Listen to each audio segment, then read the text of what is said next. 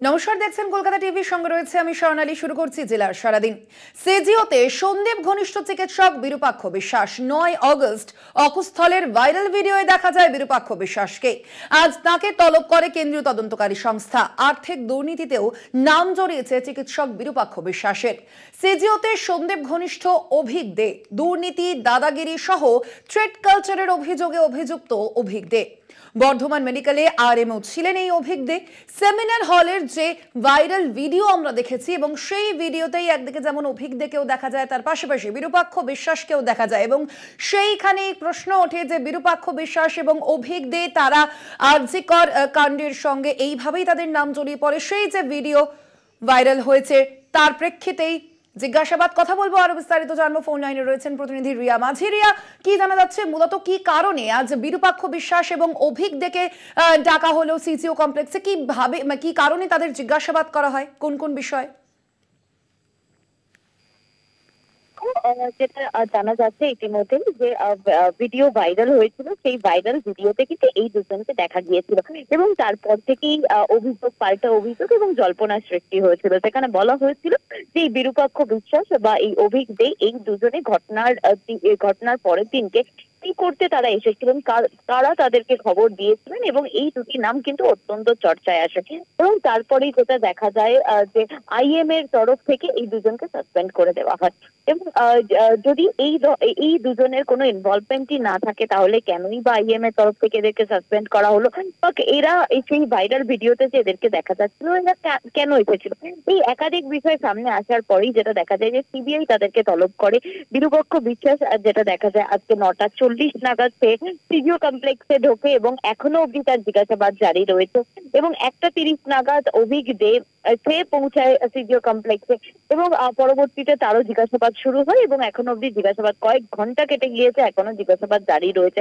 মূলত এই ঘটনার পরের দিন অর্থাৎ 9 তারিখ যেদিন পুরো বিষয়টা জানাজানি হয়, এই দিনকে এরা কেন এসেছিল সেইখানে বা সেমিনার হলের ভিতরেই বা কেন ঢুকেছিল, আদেও সে ঢুকেছিল কিনা? কারণ একটি ছবি যেটা ভাইরাল হয়েছিল সেখানে কিন্তু কলকাতা পুলিশ তারা বলেছিল যে তাদের স্পেশালিস্ট যে ফিঙ্গারপ্রিন্ট স্পেশালিস্ট রয়েছে সে, কিন্তু অন্য জায়গা থেকে স্টুডেন্টরা তারা অভিযোগ তুলেছিল যে সেটা অভিক দে এবং এই কারণ নিয়ে কিন্তু মূলত তাদেরকে জিজ্ঞাসাবাদ করা হচ্ছে। একদমই, অর্থাৎ এখনো পর্যন্ত চলছে সেই জিজ্ঞাসাবাদ প্রক্রিয়া। আপাতত ধন্যবাদ তোমায় রিয়া। আমরা কথা বলছিলাম, ফোন লাইনে ছিলেন প্রতিনিধি রিয়া মাঝি।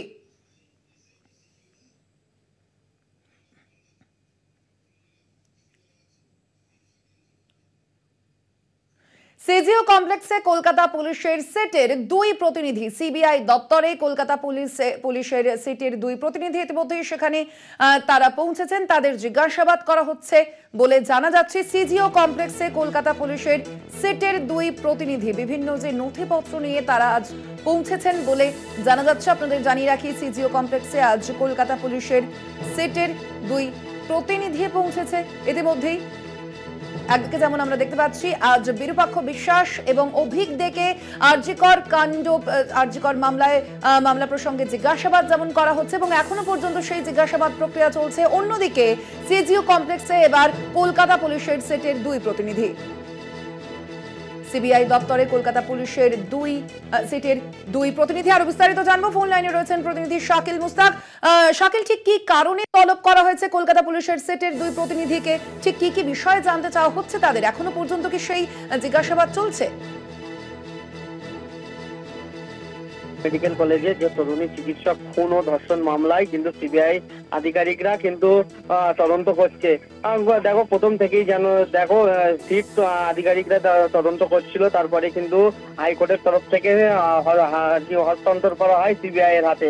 তারপরে কিন্তু তদন্তে নামে সিবিআই আধিকারিকরা এবং তারপরে কিন্তু যে সন্দীপ ঘোষ এবং যে টালা থানার ওসি তাদেরকে জিজ্ঞাসাবাদ করে যে একাধিক সূত্র পেয়েছে, সেই সূত্র ধরেই কিন্তু আজকে এই যে কলকাতা পুলিশের যে সিটের 2 আধিকারিক তারা এসছেন এবং তাদেরকে এখনো পর্যন্ত জিজ্ঞাসাবাদ চলছে। যে জিজ্ঞাসাবাদ সেই সব সূত্র ধরেই কিন্তু আজকে এই যে 2 আধিকারিক এসে তাদেরকে জিজ্ঞাসাবাদ করা হচ্ছে।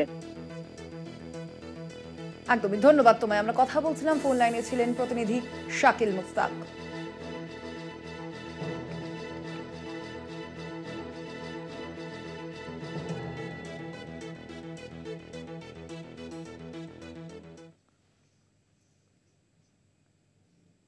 জুনিয়র চিকিৎসকদের কর্মবিরতি আংশিক প্রত্যাহার।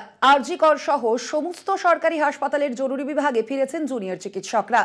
আরজি করের জুনিয়র চিকিৎসকদের একাংশ যেমন জরুরি পরিষেবায় ফিরেছেন, তেমনি একাংশ বন্যা বিধ্বস্ত এলাকায় মেডিকেল ক্যাম্প ও ত্রাণ শিবির খুলতে পৌঁছে গিয়েছেন। বাকি একাংশ রয়েছেন কর্মবিরতিতে।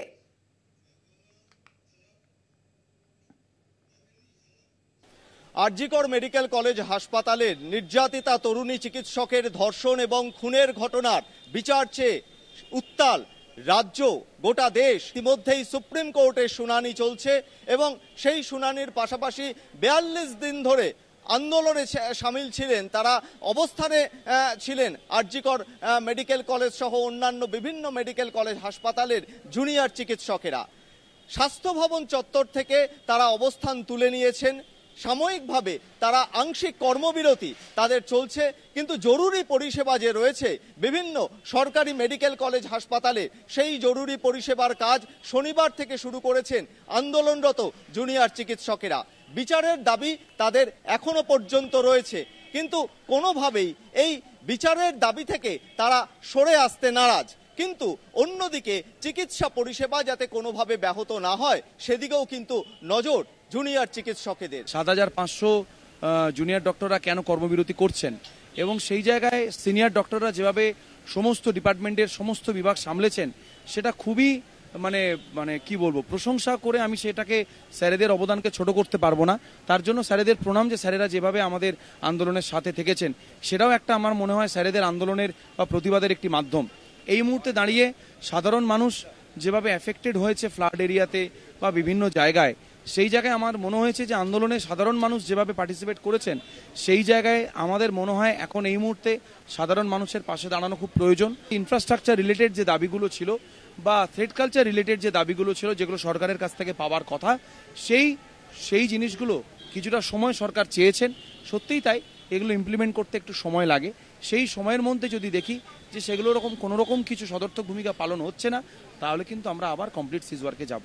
বিভিন্ন দূর দূরান্ত থেকে যে সমস্ত রোগী এবং তার পরিবারের মানুষজন চিকিৎসার জন্য সরকারি মেডিকেল কলেজে আসছেন, তাদের যাতে কোনোভাবেই কোনো অসুবিধা না হয় সেই বিষয়টি নিশ্চিত করার লক্ষ্যেই কিন্তু এই সিদ্ধান্ত নেওয়া হয়েছে। জরুরি পরিষেবাতে আমাদের জুনিয়র ডাক্তাররা যারা আন্দোলনের মধ্যে ছিলেন, তারা সবাই জরুরি পরিষেবার কাজে একটা অংশ অংশগ্রহণ করছে এবং একটা অংশ বন্যা দুর্গতদের পাশে অভয়া ক্লিনিকে গেছে। আরজিকর মেডিকেল কলেজ থেকে আজকে কেশপুরের একটা জায়গাতে অভয়া ক্লিনিক শুরু হচ্ছে বন্যা দুর্গতদের জন্য। ত্রাণ শিবির এবং মেডিকেল ক্যাম্প এই দুটোই একসাথে চলছে। কেশপুরে আরজিকর মেডিকেল কলেজের উদ্যোগে এবং মিদনাপুর মেডিকেল কলেজ দুজনের যৌথ উদ্যোগে এটা হচ্ছে আজকে। কালকে আমাদের পাঁশকুড়া স্টেশন সংলগ্ন এলাকা থেকে বেস ক্যাম্প হবে ওখানে একটা, সেখান থেকে নৌকো করে ভিতরে বিভিন্ন জায়গাগুলোতে, রিমোট এরিয়াগুলোতে আমরা ত্রাণ শিবির এবং রিলিফ ক্যাম্প, সাথে সাথে হচ্ছে মেডিকেল ক্যাম্প, দুটোই আমরা করব। আরজিকর মেডিকেল কলেজ এবং সাগর দত্ত মেডিকেল কলেজের সাথে কিছুটা কথা হয়েছে, তারা যদি আসে তাহলে এই দুটো কলেজকে সামনে রেখে আর একটা অংশ আরজিকরের যারা জুনিয়র ডাক্তার আছে তারা আরজিকরের বুকে এমার্জেন্সি পরিষেবাটা কন্টিনিউ করবে। বিচারের দাবি যেরকম রয়েছে, আগামী 27 সেপ্টেম্বর সুপ্রিম কোর্টের শুনানির দিকেও নজর রয়েছে জুনিয়র চিকিৎসকেদের। সব মিলিয়ে বিভিন্ন সরকারি হাসপাতালে রোগী এবং তার পরিজনরা যাতে সেই চিকিৎসা পরিষেবা পান এবং স্বাস্থ্য পরিষেবা স্বাভাবিক ছন্দে ফিরতে পারে, সেই লক্ষ্যেই কিন্তু জুনিয়র চিকিৎসকেরা তারা হাত মিলিয়েছেন এই স্বাস্থ্য পরিষেবায়। ক্যামেরায় আনন্দ চক্রবর্তীর সঙ্গে সত্যসুন্দর ভট্টাচার্য, কলকাতা টিভি।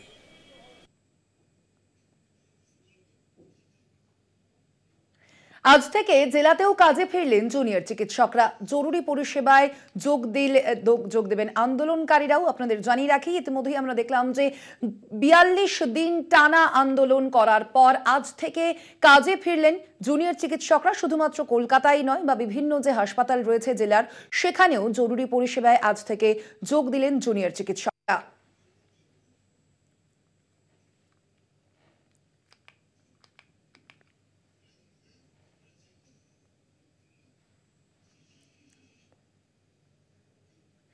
অবশেষে কর্মবিরতি আন্দোলন প্রত্যাহার জুনিয়র চিকিৎসকদের। দীর্ঘ ৪২ দিন পরে কাজ শুরু করলেন তমলুক মেডিকেল কলেজের জুনিয়র চিকিৎসকরা। আরজিকর কাণ্ডে ইতিমধ্যেই কর্মবিরতির ঘোষণা করেছিল West Bengal junior doctors association. ইতিমধ্যেই কাজ শুরু করেছেন চিকিৎসকরা। তমলুকের জুনিয়র ডাক্তাররা বলেন, এমার্জেন্সি ডিউটি, এসএনসিইউ, শিশু বিভাগ, ওপিডি ডিউটি শুরু করলেন তারা। কাজ শুরু করলেও বিচারের দাবিতে তাদের আন্দোলন জারি থাকবে, এমনটাই জানিয়েছেন তারা।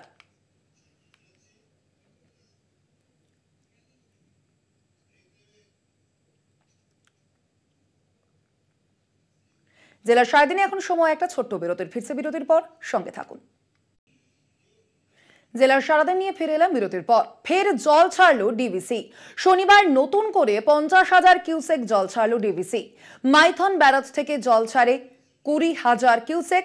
অন্যদিকে পাঞ্চেত ব্যারাজ থেকে জল ছাড়ে 30,000 কিউসেক।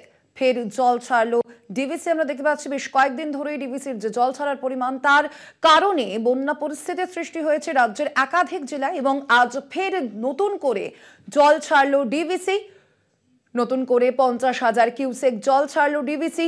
মাইথন ব্যারাজ থেকে জল ছাড়া হয় 20,000 কিউসেক। পাঞ্চেত ব্যারাজ থেকে জল ছাড়া হয় 30,000 কিউসেক, যার কারণে বন্যা পরিস্থিতি আরও আশঙ্কাজনক হয়ে ওঠার আশঙ্কা।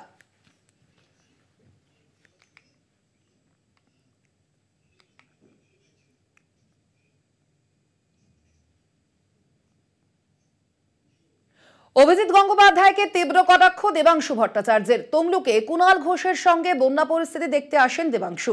অভিজিৎ গঙ্গোপাধ্যায় সাংসদ হয়েও বন্যা পরিদর্শনে আসেননি, স্থানীয়দের প্রশ্ন তৃণমূল মুখপাত্র দেবাংশু ভট্টাচার্যের। আপনাদের জানিয়ে রাখি, আজ তমলুকের সাংসদ অভিজিৎ গঙ্গোপাধ্যায়কে তীব্র কটাক্ষ করেছেন দেবাংশু ভট্টাচার্য। তমলুকে কুণাল ঘোষের সঙ্গে বন্যা পরিস্থিতি খতিয়ে দেখতে যান দেবাংশু, এবং সেখানে গিয়েই এমন মন্তব্য করেছেন তিনি। অভিজিৎ গঙ্গোপাধ্যায় সাংসদ হয়েও বন্যা পরিদর্শনে আসেননি, স্থানীয়দের প্রশ্ন করেছেন তৃণমূল মুখপাত্র দেবাংশু ভট্টাচার্য।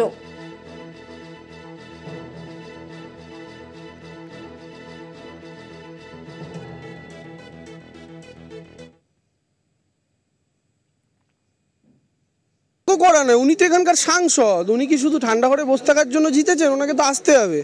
আমার এখানকার মানুষ হারিয়ে দিয়েছেন, আমি হেরে গেছি, আমি পরাজিত হয়ে গেছি, এবং আমি এখানকার ভূমিপুত্র নই, স্থানীয় বাসিন্দাও নই।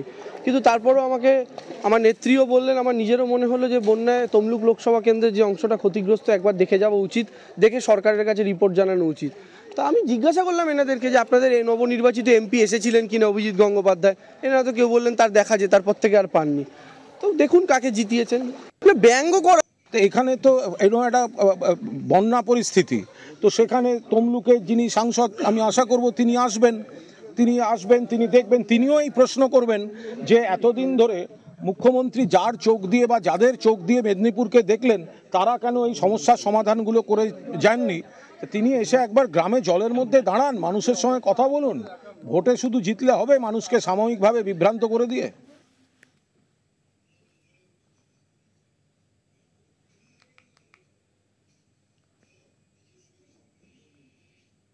হুগলিতে বন্যা বিধ্বস্ত এলাকা পরিদর্শনের শুভেন্দু অধিকারী। খানাকুলে প্রাথমিকভাবে 2000 জনকে ত্রাণ সামগ্রী।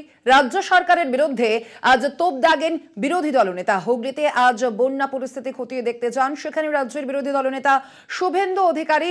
বন্যা বিধ্বস্ত এলাকা পরিদর্শনে যান শুভেন্দু। খানাকুলে প্রাথমিকভাবে 2000 জনকে ত্রাণ সামগ্রী দিয়েছেন তিনি, এবং রাজ্য সরকারের বিরুদ্ধে আজ তোপও দাগেন বিরোধী দলনেতা। কিছুদিন আগেই আমরা দেখেছিলাম মমতা বন্দ্যোপাধ্যায়, তিনিও হুগলিতে গিয়েছেন এবং গিয়ে বন্যা পরিস্থিতি খতিয়ে দেখেছেন, এবং আজ এবার হুগলিতে পৌঁছলেন শুভেন্দু অধিকারী। সেখানে গিয়ে বন্যা বিধ্বস্ত এলাকা পরিদর্শন করেন শুভেন্দু। তার পাশাপাশি রাজ্য সরকারকে তোপও দাগেন বিরোধী দলনেতা।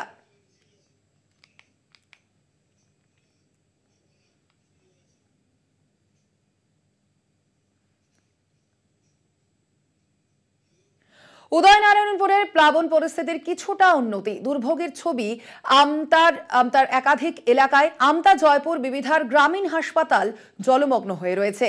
নৌকা নিয়ে চিকিৎসা করাতে যাচ্ছেন সেখানে রোগীরা, দেখতে পাচ্ছেন সেই ছবি। উদয়নারায়ণপুরের প্লাবন পরিস্থিতির কিছুটা উন্নতি একদিকে, কিন্তু অন্যদিকে দুর্ভোগের ছবি দেখা যাচ্ছে আমতার একাধিক এলাকায়।